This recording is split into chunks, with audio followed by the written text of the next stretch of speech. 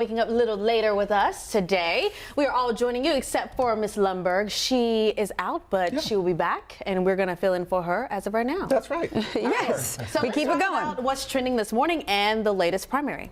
Yeah, so of course over the weekend, the fine folks of Nevada, they voted in their caucus. So you see the results there. The most decisive win so far of the primary season. We're now 3 contests in. So Bernie Sanders pulling away with 26%. Totally dominated. Dominated. I mean, really cementing his status as sort of the front runner at this point. And the other thing that's been pointed out is that he really won across all demographics, whether it's young, old, conservative, traditional, Latino voters, African American voters. So, I thought Nevada was a lot more conservative than I would have thought. I was almost surprised that they weren't. The labor unions there are huge I guess because of the casinos. And like I know the culinary union is supposedly like the biggest union there is. Yeah. So now all eyes on South Carolina. Yeah. Definitely gave him momentum as he has. Yeah, it's going to be a big week down there. I mean, for us too, because North Carolina is next Tuesday. Super Tuesday. So a big week. There's a debate tomorrow night. If anything like the last one's going to be a good one. So Michael Bloomberg is not on the ballot in South Carolina, but is in North Carolina. Why is that? He'll be in the debate though. So. Yes. Yes.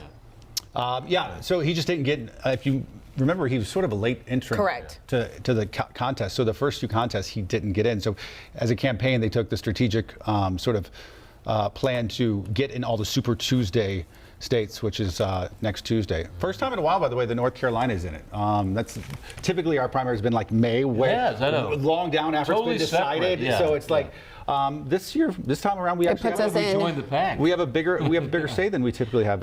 You said something very interesting about Joe Biden. Yeah. So Joe Biden has run 3 times for president. Yeah, so he ran back in the 80s. In 88, he of course ran the 10, 12 years ago when Barack Obama. You forget he ran as a presidential candidate. I totally forgot that. And then he was Obama picked him. I read a stat over the weekend. Over those 3 presidential races, he has not won a single primary or caucus. And he's not doing so good right now. No. I think it's a shock to a lot of people how poorly he's done. But maybe, his campaign has said South Carolina is like their firewall. Like that's what they're betting. If it doesn't happen there, I'm not sure if it's. I don't know how he goes forward. So what is carrying him as a popular candidate? He's very, very popular among African American voters in South Carolina. African American voters make up 60% of the Democratic electorate in South Carolina. So I mean, it's sizable, and they associate him with Barack Obama. And he's got some big endorsements popular from the folks down there. Yeah. So we're not expecting anything major for him ahead of South Carolina, or? Yeah, we are actually. Wednesday, NBC News is reporting that on Wednesday, Jim Clyburn, of course, a longtime congressman down in South Carolina, has been called a kingmaker, supposedly going to endorse him on Wednesday morning. Clyburn, right.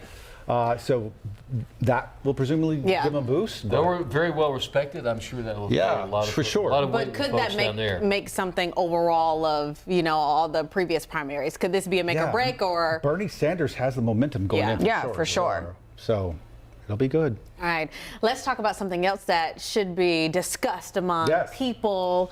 Relationships, couples. A new study has come out, and it basically provides some of the top reasons couples argue, with affection being number 1. And it's interesting because if you look at this, it says top reasons couples argue, but I think all of these have to do with the same thing, not getting enough attention. So the number 1 is not showing enough affection. Number 2 is lack of communication, which I think is if you were to communicate your needs, want more then attention.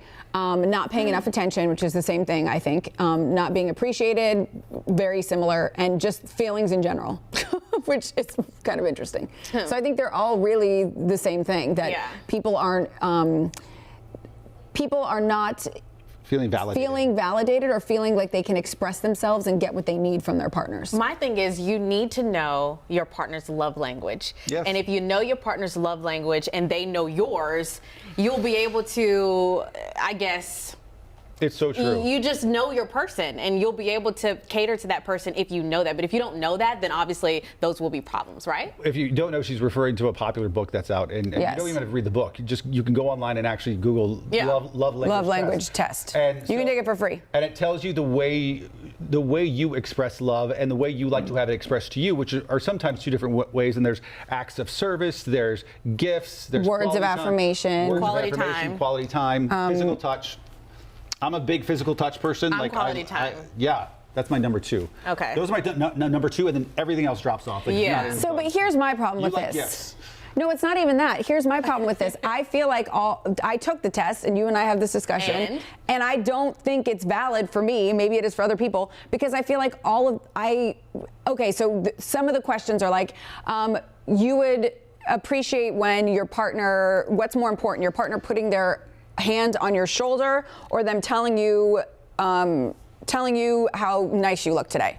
I'm like, shouldn't they be? I want all of it. Shouldn't they be doing all of it? There has to be one that's more important than to me. There's not one. I think you're right. Right? There's not one that's more important.